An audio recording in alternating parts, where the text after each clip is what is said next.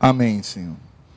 Irmãos, hoje à noite, a pedido da equipe que vai estar à frente do nosso Ação Cidadã, eles pediram para que eu falasse um pouquinho sobre o significado desse ministério a partir das Escrituras. Ação Cidadã é um trabalho que a mocidade tem desenvolvido já há algum tempo, onde um bairro é escolhido e ali são conduzidos profissionais, juntamente com o povo da igreja, e ali há toda uma assistência relâmpago do ponto de vista social, na área médica, advocatícia, higiênica, estética, e de alguma forma a igreja tem colocado isso como uma experiência preciosa de envolvimento com essas pessoas. Obviamente, nem precisaria dizer isso, mas o foco principal é a pregação do Evangelho. É justamente falar do amor de Deus para estas pessoas. E aí nós poderíamos perguntar se, de fato, a igreja ela deve se envolver nessas questões. E é claro que ao falar sobre esse tema, nos envolvermos com justiça social, questões sociais, há muita confusão nesse aspecto. E algumas pessoas, elas têm se perdido nisto porque elas acreditam que o envolvimento social, a responsabilidade social, a ação social, ela se dá por uma visão que de alguma forma é influenciada pela esquerda. E o que nós queremos chamar aqui de esquerda? Nós queremos chamar aqui de esquerda, não só do ponto de vista geral, ou seja, aquela posição que abertamente se coloca contra as Escrituras e se coloca contra o Senhor Deus, sobretudo trazendo muitos benefícios humanistas, como por exemplo a questão do aborto, a questão da eutanásia, a questão do casamento, da família, onde estes movimentos de esquerda, eles têm destruído estes alvos. E aí quando nós falamos num processo mais geral de esquerda, nós não estamos falando daquela esquerda clássica, aquela esquerda marxista, mas nós estamos falando aqui de uma área liberal, no que diz respeito a usos e costumes.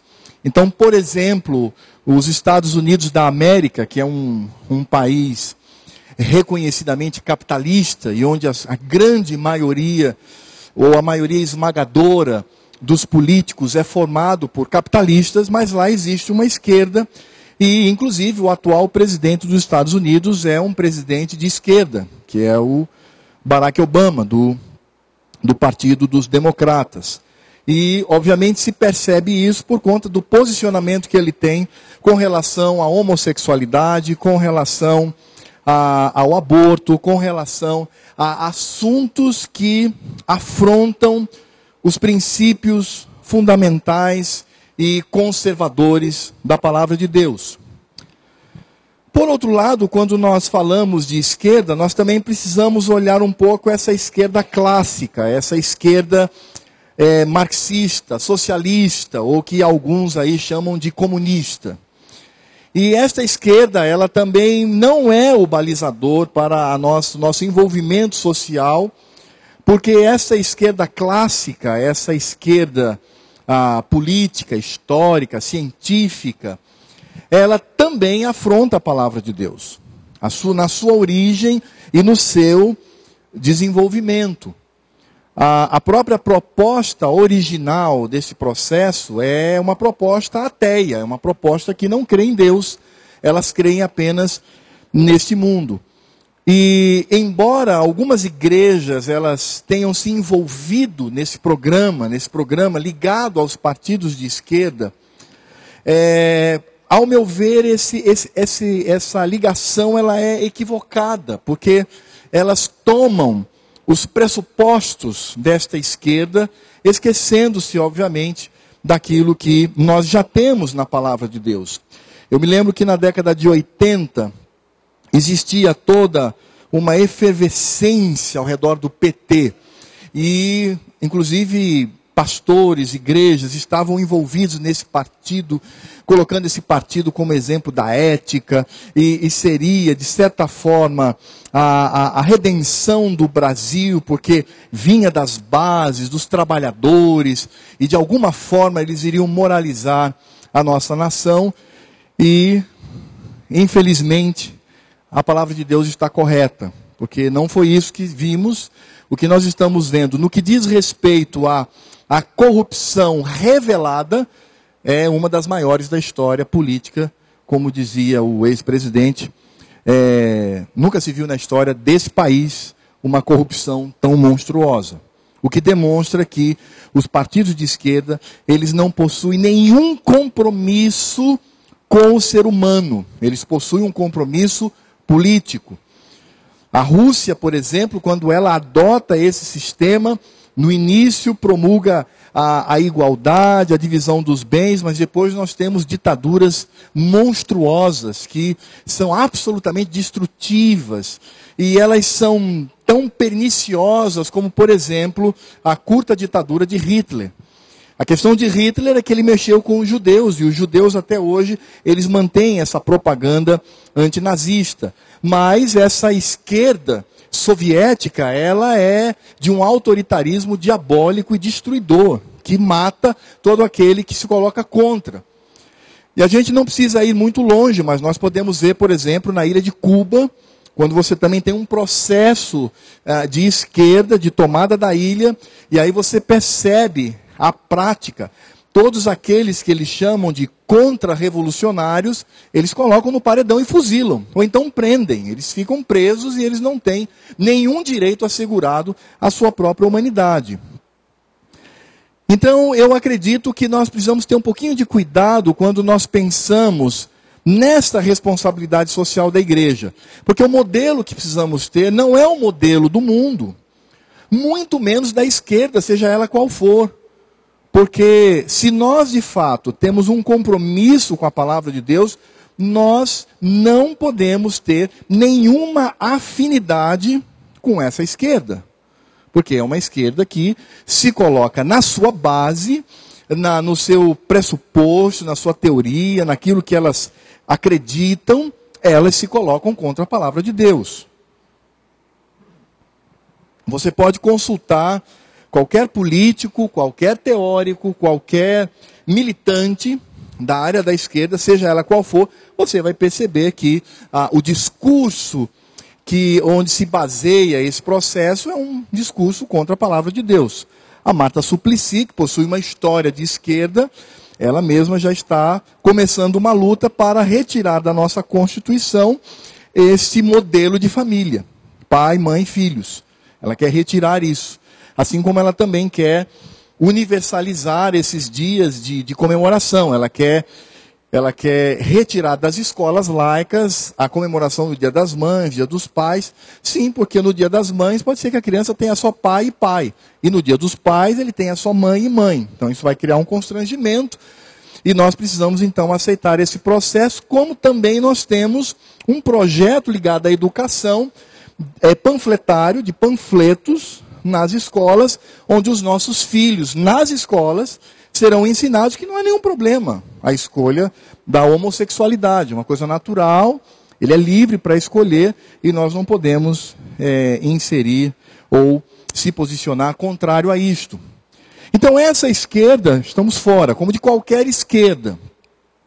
Todavia, quando nós pensamos na responsabilidade da igreja, e poderíamos pensar nesta responsabilidade social. Será que, infelizmente, pelo fato de essa esquerda, clássica ou mais geral, ser responsável por esse discurso social, esse discurso voltado para o pobre, e para mim é um discurso hipócrita, porque eu, por exemplo, tenho um colega na universidade que ele é de esquerda, ele é roxo. E ele acabou de construir a casa dele. A casa dele tem 3 quartos. Tem uma sala. Tem uma big cozinha. Tem uma cozinha externa. Ele tem uma área fora. Ele tem uma sala. Eu cheguei para ele e eu disse assim: fulano, essa tua casa cabe mais uma família. Por que você não traz mais uma família e dirime o sofrimento? Não, mas eu preciso ter minha privacidade. Eu falei, mas que privacidade? Você não é de esquerda? Você não prega a igualdade, você não prega uma sociedade, o alvo de uma sociedade sem classe, você não brada a plenos pulmões que o capital estrangeiro deve passar para a mão dos trabalhadores, para que eles possam dirigir. Não, Alfredo, mas aí tem que ser, aí é um discurso que realmente ele não vai dividir o carro dele, não vai dividir a casa dele, não vai dividir o salário dele. Ele não vai fazer isso. A luta, ela é teórica, é uma luta denuncista que parte da teoria. Mas essas questões que devem fazer de nós crentes anti-esquerdistas, não deve também retirar de nós a responsabilidade social. Porque isto também é bíblico. Aliás, isso nasce na palavra de Deus. E eu gostaria, como exemplo desse processo, pedir para que você abra a Bíblia no Evangelho de Lucas, no capítulo 10. E eu quero fazer a leitura do verso 25 até o verso 37. Nós temos aqui a parábola do samaritano. E para além daquela visão de um bom samaritano que ele se apiedou daquele camarada que estava na estrada, etc. Aqui Jesus quer ensinar algo muito mais profundo, muito mais denso. E o Senhor Jesus, ele quer então contrapor-se a um homem da lei, aquele camarada que era especialista na lei, e ele então nesse diálogo vai demonstrar essa responsabilidade. Em Lucas capítulo 10, do verso 25 ao verso 37, diz assim a palavra de Deus. E eis que certo homem, intérprete da lei, se levantou com o intuito de pôr Jesus à prova e disse-lhe, Mestre, que farei para herdar a vida eterna? Então Jesus lhe perguntou, o que está escrito na lei? Como interpretas? A isto ele respondeu, amarás o Senhor teu Deus de todo o teu coração, de toda a tua alma, de todas as tuas forças e de todo o teu entendimento. E amarás o teu próximo como a ti mesmo.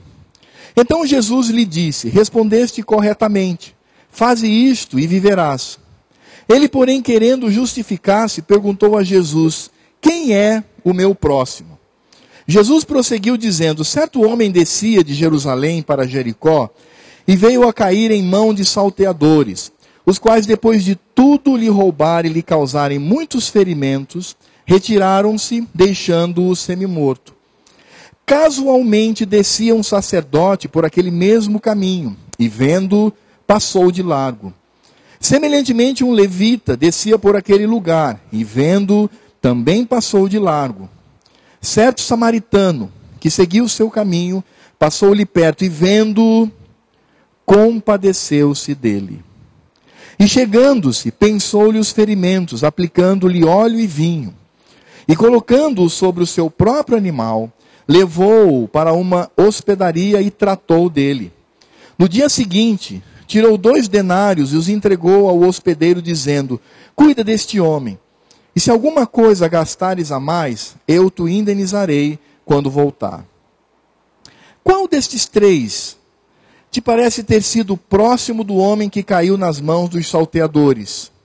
Respondeu-lhe o intérprete da lei, o que usou de misericórdia para com ele. Então lhe disse, vai e procede tu de igual modo. Essa parábola do samaritano, ela se assemelha muito na sua fama com a parábola do filho pródigo. E você vai encontrar as mais variadas interpretações, das mais absurdas às mais poéticas. Talvez uma das mais conhecidas é aquela onde se diz da qualificação de cada personagem. O padre Antônio Vieira, que é muito conhecido por seus sermões, ele quando trata o sermão sobre a parábola do samaritano, num dos seus livros, é uma coleção sobre os sermões desse padre, que são sermões estupendos, ele traz uma coisa muito curiosa. Ele vai colocar aqui a questão da possessão. Então ele vai dizer que o ladrão, quando olha para o camarada que é ferido, ele vai dizer assim, olha, o que é teu é meu. Então ele rouba. Depois passa lá o sacerdote, o levita, e ele diz assim: o que é meu não é teu. E eles passam de largo. Depois passa o samaritano, olha para ele e diz: o que é meu é seu. É muito bonito. Nós temos uma série de interpretações. Existe também a interpretação de Orígenes, que é um camarada da igreja primitiva, onde ele vai fazer aqui uma analogia. Ele vai dizer que o camarada que caiu na beira do caminho é o pecador. Ele vai dizer que o escriba e o levita é o Velho Testamento, então eles não tiveram nenhuma condição de salvar o tal camarada, e que o bom samaritano é Cristo, e Cristo então agora vai cuidar dos seus ferimentos. O animal utilizado para conduzir o meio de transporte é o Espírito Santo, porque conduz o camarada até a morada celestial, e ali Jesus então entrega ao Pai para que cuide. Então nós temos uma série de interpretações nesse texto, como eu disse, das mais clássicas às mais poéticas. Mas, expondo esse texto, nós vamos descobrir que ele traz alguns aspectos interessantes para nós. Esse texto ele começa com uma indagação, e a indagação fala da herança da vida eterna. E é impressionante porque quando, como diz a palavra de Deus, quando esse intérprete da lei, esse jurista, esse homem que conhecia a lei da sua época, ele interpela o Senhor Jesus, e o Senhor Jesus então faz aquele jogo de perguntas, o que é colocado em foco aqui é a lei. Por isso diz no verso 25, e eis que certo homem, intérprete da lei, se levantou com o intuito de pôr Jesus à prova. Então este homem ele não estava interessado no conhecimento, ele não estava interessado em ser salvo, ele estava interessado em colocar Jesus numa situação difícil. E aí ele diz: mestre, que farei para herdar a vida eterna? E é claro que o Senhor Jesus, ele lança a mão da lei, porque nós sabemos que a lei expressa a vontade do Senhor. O cumprimento da lei expressa o desejo de Deus para o homem. Agora é claro que o cumprimento da lei, ela só é possível em Cristo Jesus. Então o Senhor Jesus não está dizendo que a salvação vem pelo cumprimento específico ou como um fim em si mesmo da lei. Mas a visão de Cristo é a visão da redenção. Porque quando Jesus fala nesse cumprimento da lei, nós cumprimos a lei em Cristo. Só que Jesus não fala isto, ele apenas pergunta. Ele faz a mesma coisa com todos, porque quando o jovem rico se aproxima de Cristo e ele pergunta: bom mestre, que farei para herdar a vida eterna? O que Jesus fala? Você não conhece os mandamentos? Cumpre-os.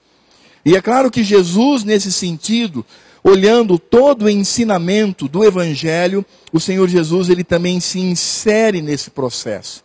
Mas aquele homem, ele estava interessado em provar a Jesus. E aí Jesus então diz: o que está escrito na lei? Como interpretas? E aquele homem, então, ele traz a síntese, ele traz a suma da lei, quando ele diz amar a Deus sobre todas as coisas e ao próximo como a ti mesmo. No verso 27, a resposta dele foi: amarás o Senhor teu Deus de todo o teu coração, de toda a tua alma, de todas as tuas forças, de todo o teu entendimento, e amarás o teu próximo como a ti mesmo. Impressionante perceber que para aquele jurista, para aquele homem da lei, o Senhor Deus não era problema. Amar a Deus era algo muito tranquilo, porque ele sabia quem era Deus, ou pelo menos ele supunha saber. O problema ocorre quando se trata do amor ao próximo. E se nós estabelecemos um paralelo com o jovem rico, nós vamos perceber a mesma coisa, porque quando o jovem rico chega para Cristo, e o Senhor Jesus fala do cumprimento da lei, ele diz assim: olha, eu tenho feito isso todos os instantes da minha vida. E aí quando Jesus então diz: você tem cumprido a lei no sentido horizontal, então agora você vai provar isto, venda os seus bens, dê aos pobres, perceba, dê aos pobres. Jesus não diz dá lá no templo. Jesus não diz entrega o dinheiro lá para os sacerdotes. Ele diz não, entregue aos pobres, aos miseráveis, aos sofredores. Depois vem e segue-me. O processo de Cristo aqui é o mesmo. ele vai colocar este homem numa situação bastante difícil. Porque, como eu disse, para ele, Deus é tranquilo. Amarás o Senhor teu Deus de todo o teu coração, de toda a tua alma e de todas as tuas forças. Porque dizer que amamos a Deus é fácil. Dizer que somos do Senhor é fácil. Falar eu sou crente é fácil. Difícil é colocar isto em prática. Difícil é viver esta lei. E nesse sentido, o imbróglio, a confusão, o nó, se dá com relação a esta palavrinha aqui, muito conhecida, próximo.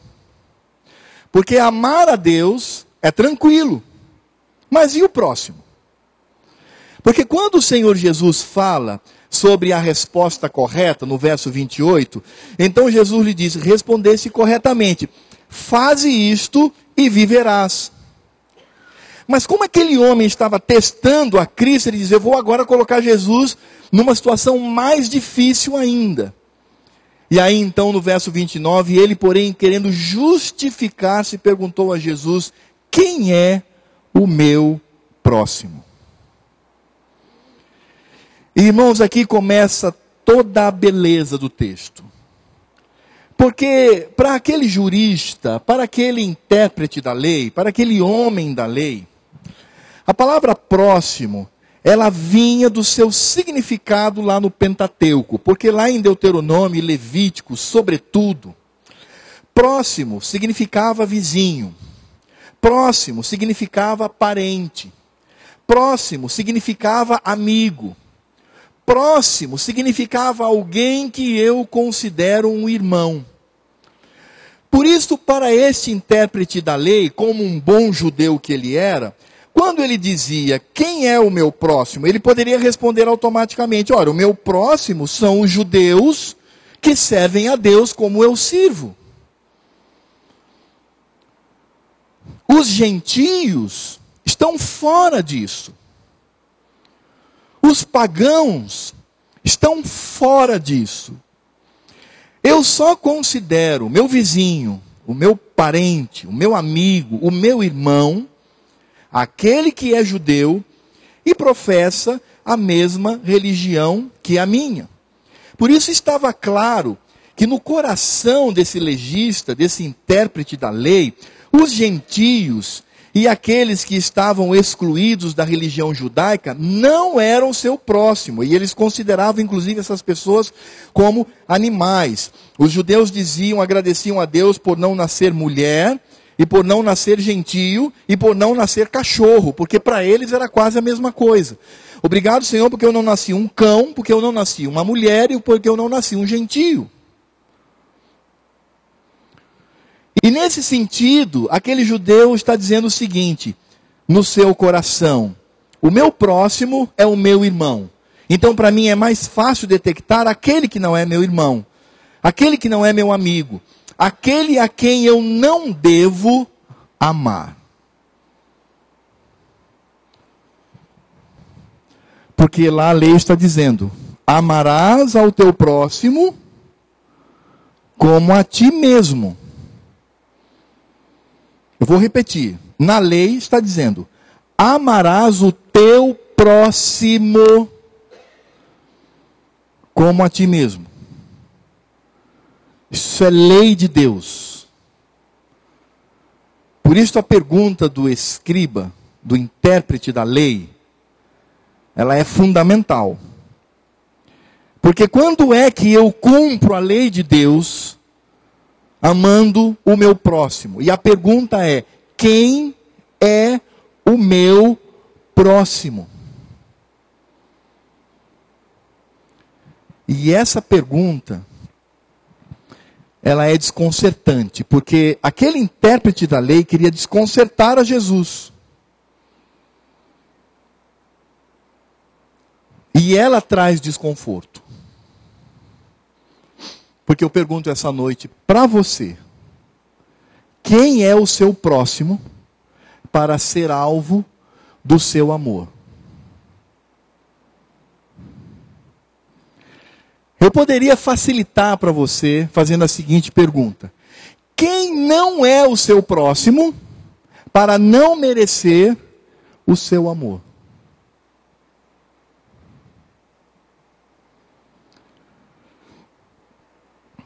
E aí Jesus traz a parábola.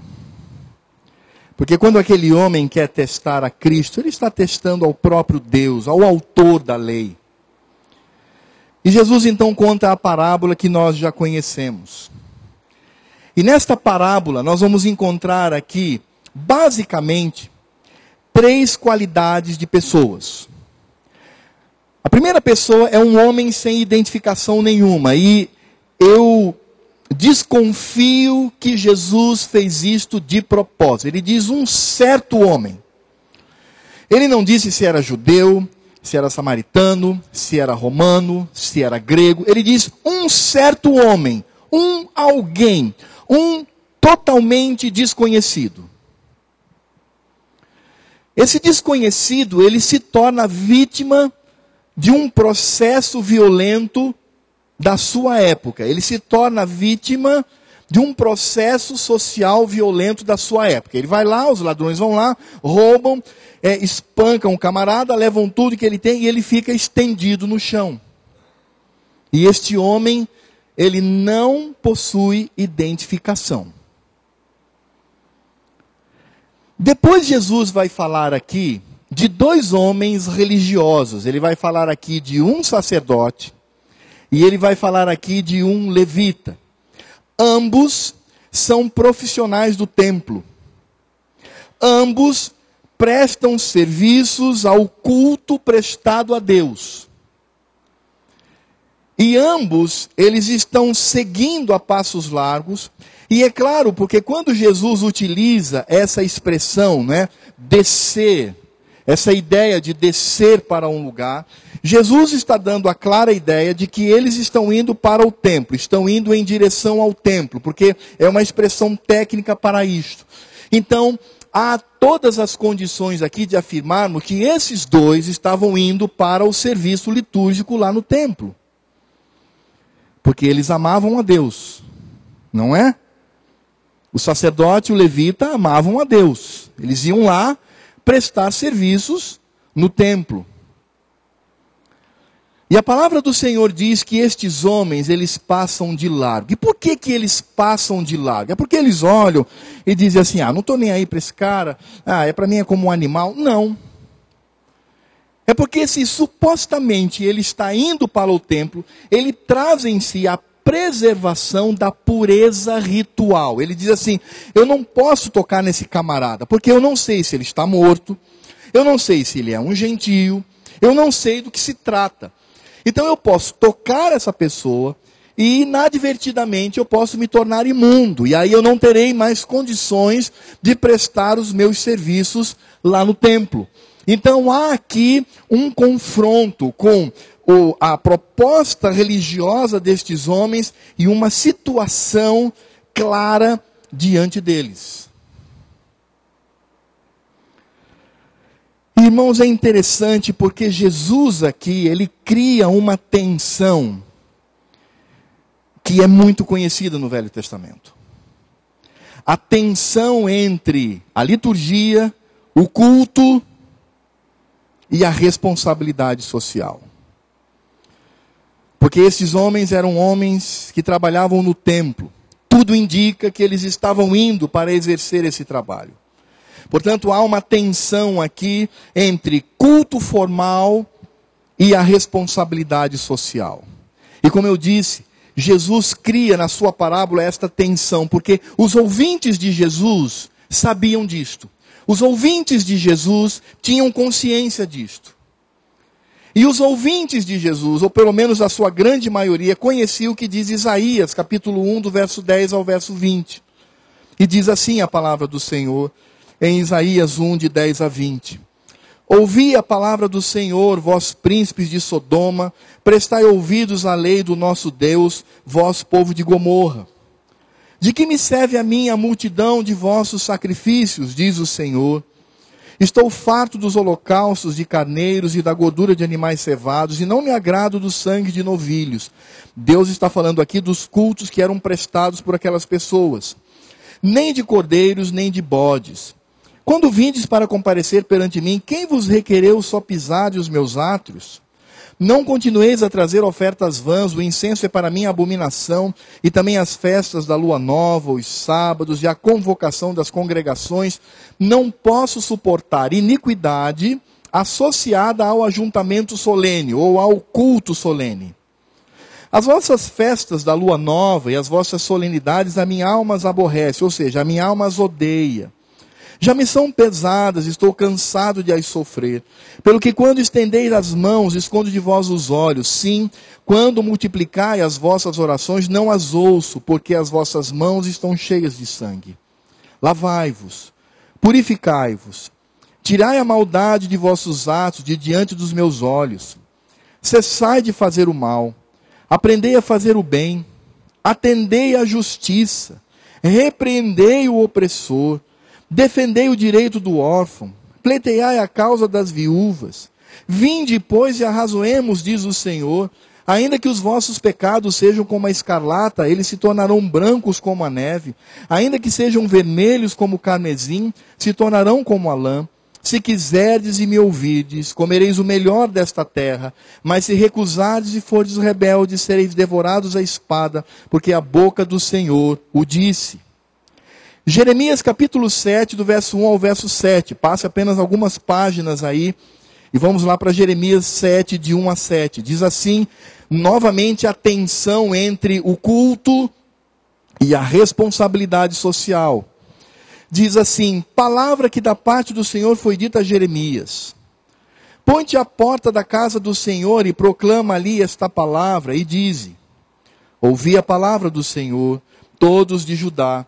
Vós os que entrais por estas portas, para adorardes ao Senhor. Assim diz o Senhor dos Exércitos, o Deus de Israel, emendai os vossos caminhos e as vossas obras, e eu vos farei habitar neste lugar.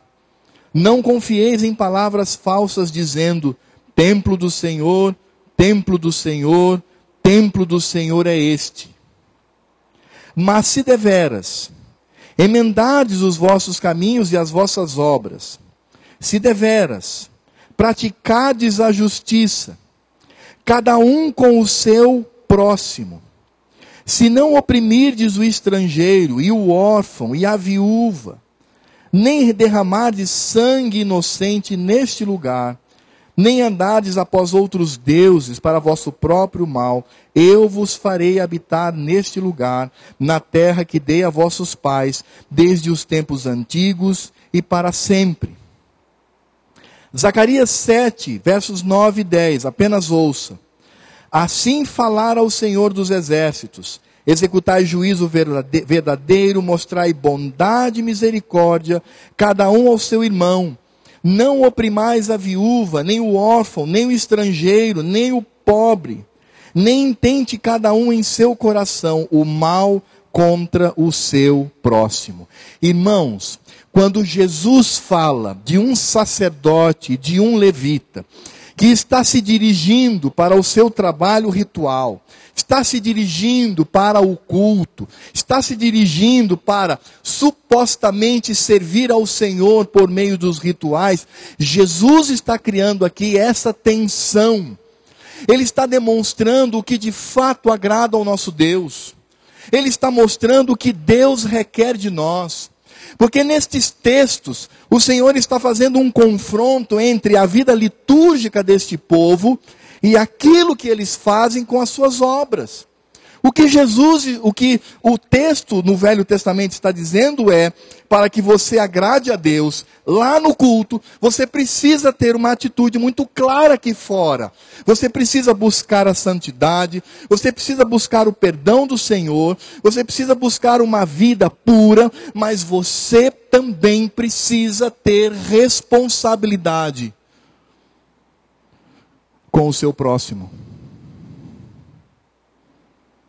E eu volto a fazer de novo a pergunta para você, aqui nesta noite. Quem é o seu próximo.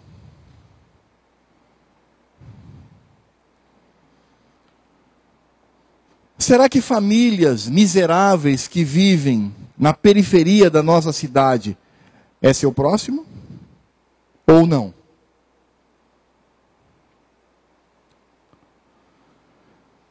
Será que pessoas que vivem numa condição miserável, sendo oprimidas, sendo injustiçadas, não tendo ninguém que vá ao encontro delas, eu pergunto, estas pessoas, você as considera como próximo ou não? Você já ouviu falar na lista de Schindler, né? Até o pastor Nivaldo passou aqui um trecho do filme, etc. e tal. Foi financiado pelo Spielberg, que é um judeu. Mas essa história é verídica. Aquele homem, ele era alemão. Ele estava inserido, do ponto de vista social, no discurso nazista. Mas aquele homem, em seu coração, que era um crente, ele olhou para os judeus como seus próximos e gastou toda a sua fortuna para salvar alguns da tirania do nazismo. Quem é o seu próximo?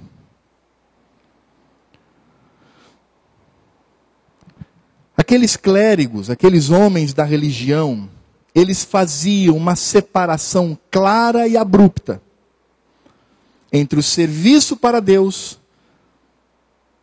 e o serviço que agrada a Deus.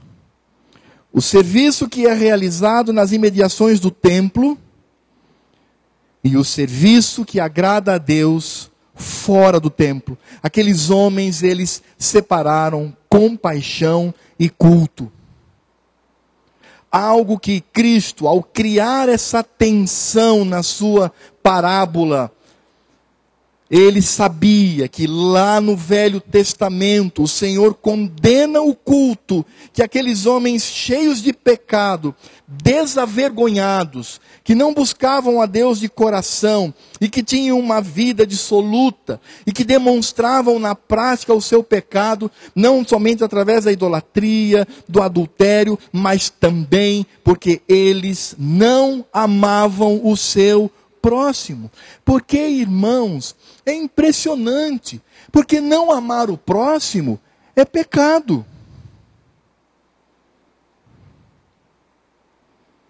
Concordam comigo? Amarás ao Senhor teu Deus de todo o teu coração, de toda a tua alma, de todo o teu entendimento. Ótimo! Não amar a Deus é pecado.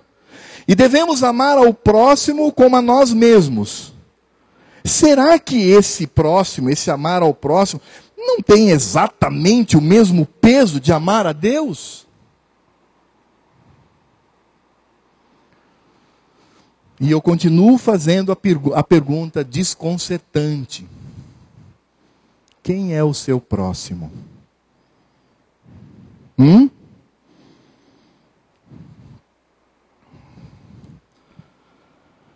O Senhor Jesus fala de um homem samaritano.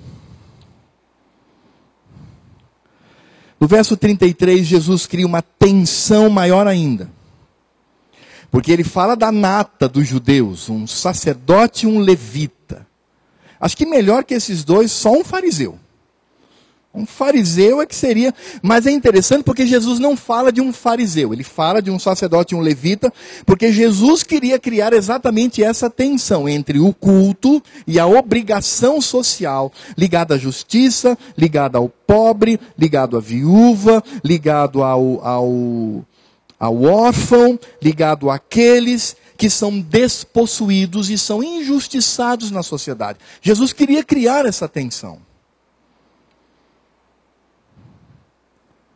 Mas agora ele vai falar de um samaritano. Sabe o que era um samaritano na época de Jesus? Era um meio pagão. Metade. Era um quase gentio. Era um homem execrado pela religião. Era um homem desprezado, um homem que não tinha visão de Deus, um homem que, para esses judeus, uma pessoa que não amava o Senhor. E Jesus, ele recrudesce essa tensão entre amar a Deus e amar ao próximo, quando ele diz a partir do verso 33, certo samaritano que seguia o seu caminho. Veja só, casualmente descia um sacerdote, semelhantemente um levita, descia, samaritano não, seguia. Samaritano não ia para o templo, nem vai para o templo, né? Ele está lá, para ele são outras bandas. Ele estava andando ali, casualmente. Seguiu o seu caminho. Passou-lhe perto e vendo-o, compadeceu-se dele. Compaixão. Ele viu a situação miserável daquele homem e ele compadeceu-se dele. E ele não apenas compadeceu-se, porque nós podemos passar numa sarjeta e ver uma mulher com um bebê, toda suja, toda maltrapilha, pedindo esmolas. E nós podemos nos compadecer, dizendo, nossa, tadinha, mas eu faço isso dentro do meu carro. Faço isso com o vidro fechado. Estou no ar-condicionado. Eu olho, nossa, coitada. Mas aí eu acelero o meu carro e acredito que depois de 2 ou 3 quilômetros no máximo, já estou rindo de uma piada, já estou conversando. Aquela cena foi instantânea. Me deparei com aquilo, mas eu segui em frente. Aquele homem não. Ele viu a miséria, ele compadeceu-se dele e ele investiu nisto.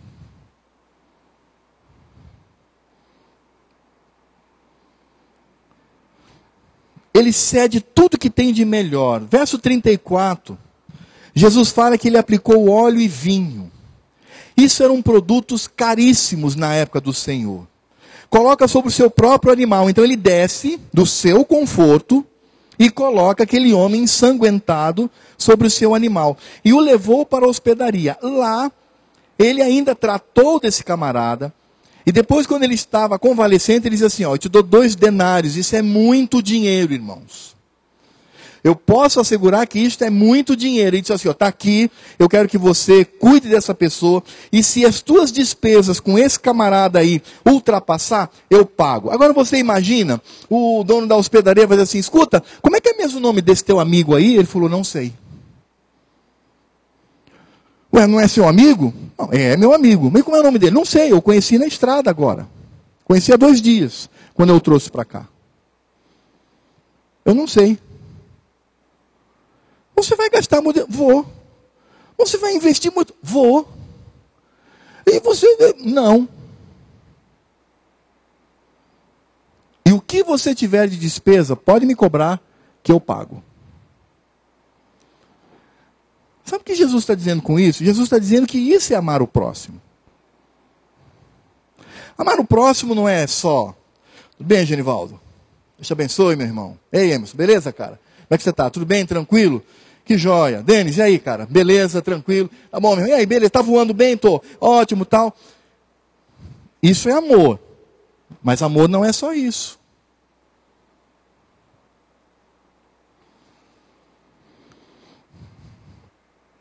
Eu acredito que fome e sede de justiça, trazido por Jesus lá no Sermão do Monte, ultrapassa um pouquinho a nossa visão tão curta. Porque a pergunta de Jesus é muito clara. A pergunta de Jesus é muito clara no verso 36. Qual destes 3 te parece ter sido o próximo do homem que caiu nas mãos dos salteadores? Em outras palavras, Jesus está dizendo assim, qual destes 3 amou aquele homem? Qual destes 3 cumpriu a lei de Deus? Qual destes 3 agradou ao Senhor? Qual destes 3 realmente amou a Deus? Porque o apóstolo João vai dizer que se eu não amo ao meu próximo, como é que eu vou amar a Deus que não vejo? E olha que o João está falando sobre os irmãos da igreja, né? Porque há crentes que não conseguem nem amar os irmãos da igreja na sua vida prática. A pergunta de Jesus foi muito clara. Jesus perguntou assim: quem se tornou amigo daquele camarada? Quem se tornou parente daquele camarada? Quem se tornou irmão daquele camarada? Quem foi o próximo? E aí, desconcertado, o jurista, o intérprete da lei diz: o que usou de misericórdia para com ele. E aí Jesus repete a mesma sentença que dissera minutos antes. Então lhe disse: vai e procede tu de igual modo, porque você é um homem religioso, mas vocês, pecadores, têm criado uma tensão, uma divisão entre responsabilidade social e amor a Deus.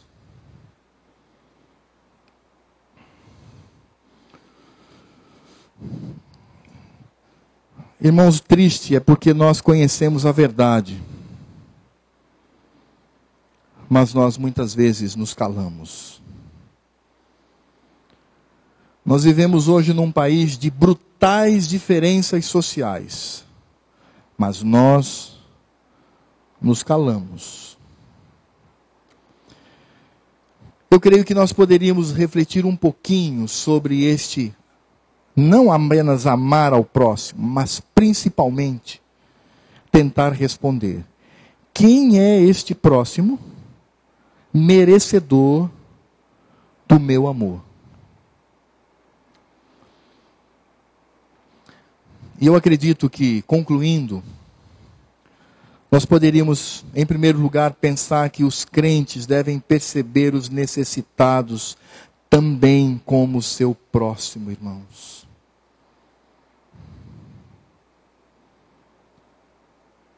Aliás, Jesus diz que quando nós damos pão, água, roupa a um dos pequeninos, lembram-se dessa palavra de Jesus? Vocês estão fazendo a mim. Sabe o que é mais vergonhoso para todos nós? E eu me incluo, irmãos, porque eu não estou aqui num pedestal. Essa palavra também vem para mim. Às vezes até crente da nossa igreja passa necessidade e nós não fazemos nada. Se somos incapazes de ajudar crentes necessitados da nossa igreja, como é que nós vamos nos envolver com o sofrimento alheio? Eu acredito que a igreja, ela precisa de alguma forma se envolver com o sofrimento dos oprimidos, como forma de demonstrar o evangelho, demonstrar o que Cristo fez na minha vida, demonstrar que quem faz isto não é só espírita, quem faz isto não são só os camaradas de esquerda, que não trazem nenhuma contundência para nós, porque como nós vimos na introdução, por isso eu fiz questão de dizer que o crente ele deve ser sim um anti-esquerdista, porque nenhum discurso da esquerda tem a acrescentar ao nosso coração. Mas infelizmente que às vezes esses ateus que afrontam ao Senhor, eles possuem atitudes sociais que em determinados contextos devem nos constranger. É claro, irmãos, que o nosso foco principal, assim como o foco principal do Senhor é a alma, é o evangelho, é a pregação. Mas eu acredito que nós também precisamos desenvolver sensibilidade e envolvimento com a aflição física, emocional, de tantas pessoas despossuídas de tudo nessa terra. Você tem filhos? Saiba que pessoas da mesma idade dos seus filhos sofrem fome e miséria, aqui na nossa cidade. Ponha-se no lugar dele. Seja um pai ou uma mãe que vê o seu filho passando fome. E imagine alguém vir e trazer recursos. E dizer: eu vou te ajudar. Vamos conseguir um emprego. Enquanto isso, você precisa levar seu filho ao médico. Eu vou te levar seu filho no melhor pediatra que existe aqui. Ele precisa ser sarado dessas enfermidades. Vou dar todo o suporte. E eu já tenho aqui uma rede de conhecidos. Eu posso tentar arrumar um emprego para você. Imagine se você fosse o miserável e se alguém fizesse isto. Aquela pessoa iria olhar para você e dizer assim: essa pessoa se importa comigo. Essa pessoa de alguma forma demonstra amor por mim.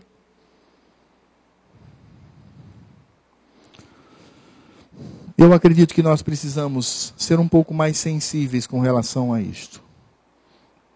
Eu repito, o movimento de esquerda, seja ele qual for, como eu disse no início desse estudo, quer seja o movimento clássico, quer seja o movimento generalista, não tem nada a nos ensinar e nós devemos rechaçá-los por motivos que já coloquei aqui. Mas, irmãos, precisamos conhecer o que a Bíblia diz. E precisamos ter coragem para perguntar: Senhor, eu estou de fato amando o meu próximo?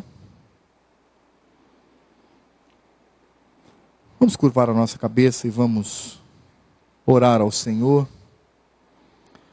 Eu quero que você reflita um pouquinho sobre isto. Qual é o resumo da lei de Deus? É amar ao Senhor de todo o coração, de toda a alma, de todo o entendimento. O segundo que decorre e está vitalmente ligado a este primeiro é amar ao teu próximo como a ti mesmo. Ou amarás o teu próximo como a ti mesmo. Será, lembrando destas tensões no Velho Testamento que Jesus cria na sua parábola, será que eu tenho amado ao meu próximo? Ou será que eu preciso aprender com um samaritano para agradar ao Senhor? Convido o Emerson, presbítero, para, aí mesmo onde ele está, orar ao Senhor. Senhor Deus, nós queremos pedir, ó Pai, misericórdia em nossa vida, que Tu conheces a nossa vida, sabe que nós somos pecadores, somos negligentes, ó Pai. E quando somos aqui, ó Pai, confrontados com a palavra dessa, vimos, ó Pai, que realmente não temos feito nada, Senhor. Que realmente, ó Pai, nós possamos tomar atitudes, não sejamos apenas... possamos ouvir isso e sair daqui como até tocados, mas que não possamos fazer nada, que realmente possamos ser crentes, ó Pai, de atitudes, que além de Te buscar, além de levar a Tua palavra e o Evangelho, possamos também, ó Pai, cumprir aquilo que Tu queres, ó Pai, de estar levando também, Senhor, ajuda aos pobres, levando ajuda àqueles necessitados, ó Pai, que são muito e que todos nós, ó Pai, sabemos disso. Não adianta negarmos, acharmos que fecharmos os olhos ou fecharmos os ouvidos e achar que isso não existe, porque todos nós sabemos que está por aí, basta procurarmos que está diante de nós tudo isso, Senhor. Por isso nós Te pedimos a Tua misericórdia, pedimos, ó Pai, que Tu até mesmo perdão, e aqui eu peço por mim, ó Pai, que Tu estejas, ó Pai, olhando o coração de cada um. Tu conheces a vida, conhece a mente, os afazeres, tudo, Senhor. Tu conheces toda a nossa vida, Senhor. Conhece toda a nossa motivação também, Senhor. Por isso eu Te peço que cada dia mais, ó Pai, Tu estejas conosco e possamos, ó Pai, estar praticando a Tua palavra, possamos estar exercendo, Senhor, o papel nosso que Tu nos concedeu e nos confiou aqui nesta terra, Senhor. De além de levar a Tua palavra, Senhor, e testemunhar o Teu nome e levar a Tua imagem, Senhor, possamos também, ó Pai, levar alguma coisa para aquelas pessoas necessitadas, ó Pai, que seja comida, que seja roupa, que seja remédio, que seja tratamento, mas que seja, Senhor, aquilo que eles estão precisando. Eu Te peço isso, Senhor. Te agradeço muito pela palavra trazida aqui, porque cremos, ó Pai, que é o Teu Espírito que tem trazido, Senhor. Obrigado pela vida do Duda, que tem sido instrumento em Tuas mãos, ó Pai, para trazer a Tua palavra, Senhor. Muito obrigado e Te peço pelo restante desse culto. E é em nome de Jesus, ó Pai, que eu Te peço, Te agradeço, Senhor. Amém. Eu queria só trazer a lembrança de vocês após a oração de um casal chamado Brad Pitt e Angelina Jolie. Um casal pagão, que não ama a Deus, que não tem compromisso nenhum com a palavra.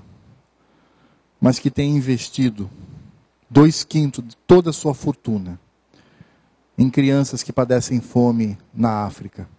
E eles mesmos têm adotado crianças para dirimir o sofrimento do mundo. Agora, detalhe: este casal não ama a Deus. Vamos agora aos nossos pedidos. Quem tiver aí pode vir aqui à frente.